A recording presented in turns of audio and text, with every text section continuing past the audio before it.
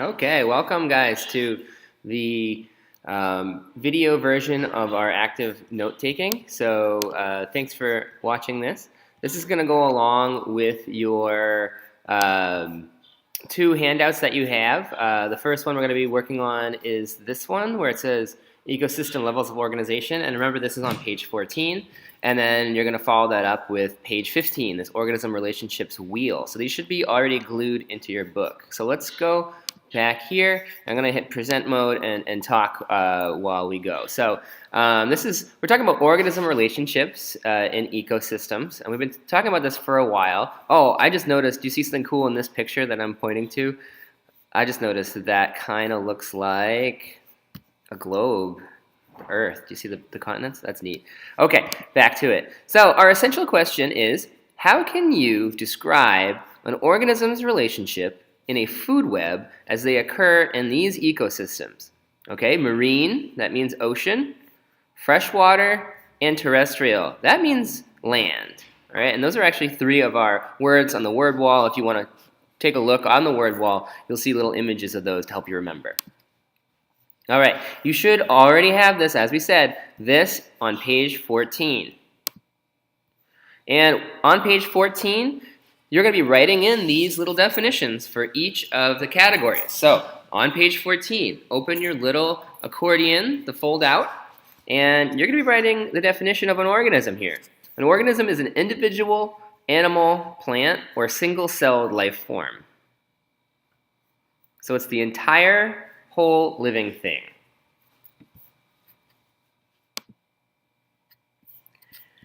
Population. A population is a group of individuals of the same species inhabiting the same area. Okay, so that's pretty specific. Here is a population of zebras. They are the same species and they're all in the same area. This population might be different than a population living 1,000 miles away. That would be a different population, even though they're the same species. A community. A community is an interacting group of various species in a common location. So just like a population is one species in an area, a community is a bunch of species in an area that are linked together somehow.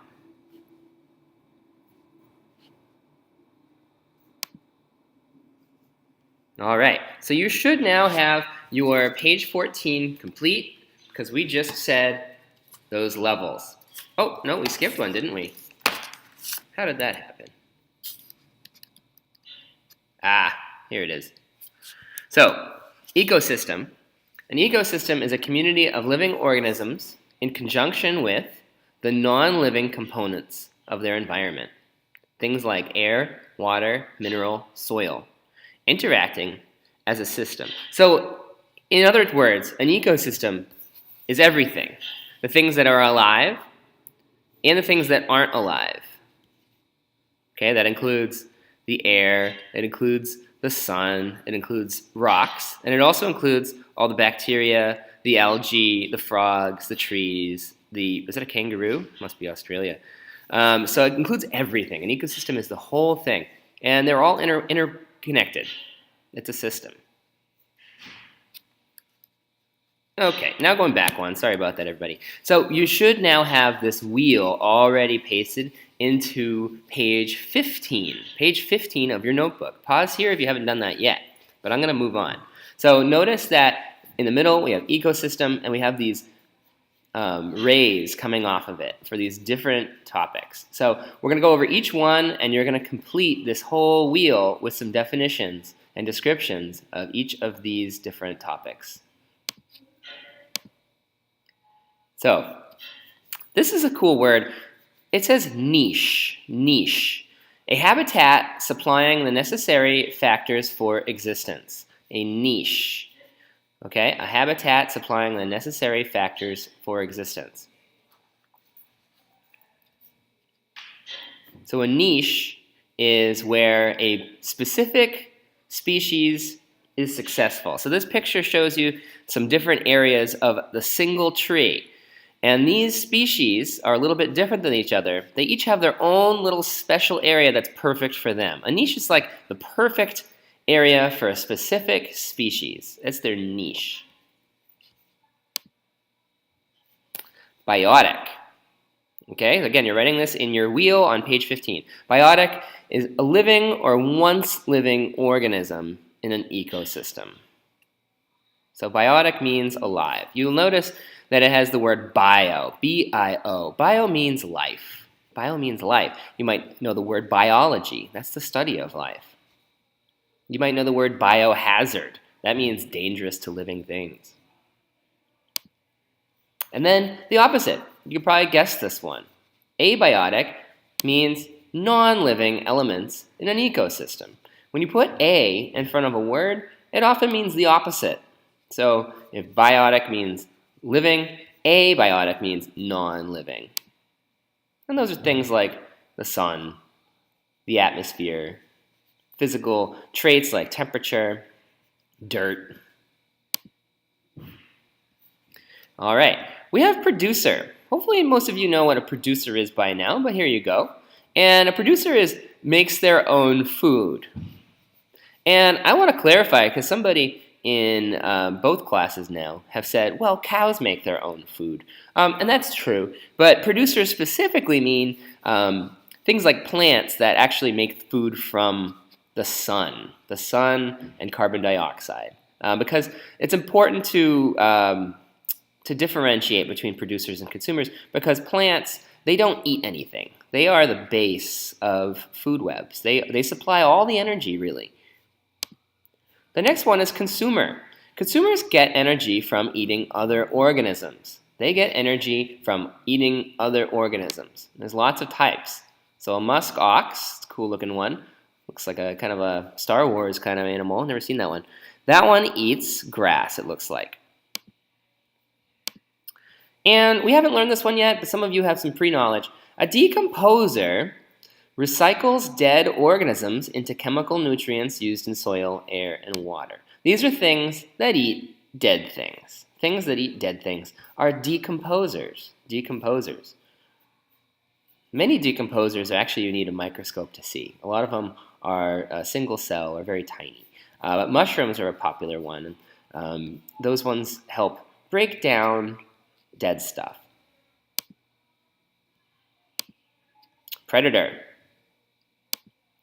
An animal that naturally preys on others. Looks like this guy's having a bad day. Prey. An animal that is hunted and killed by another for food. Like the deer there.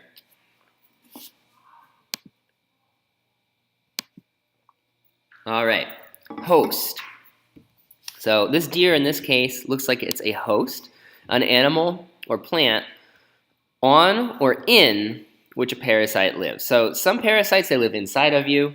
Like with humans, we can get something called tapeworm, and they can live inside of our organs, or they can live on the outside. It looks like this one is an external parasite. So these are ticks on a deer. Not fun. Parasites are an organism that lives in or on another organism, its host, and benefits by deriving nutrients at the host's expense. Put another way, the parasite wins, the host loses. Mistletoe, you may have heard that before. It's a type of vine, but mistletoe can actually be detrimental or bad for trees because it can grow on the tree and kind of choke out the light. It can steal the light from the leaves, or it can actually do damage to the limbs itself. That's a parasite. Okay, here we have a food web. We've already looked at a couple of food webs. A food web is a network of food chains by which energy and nutrients are passed on from one living organism to another.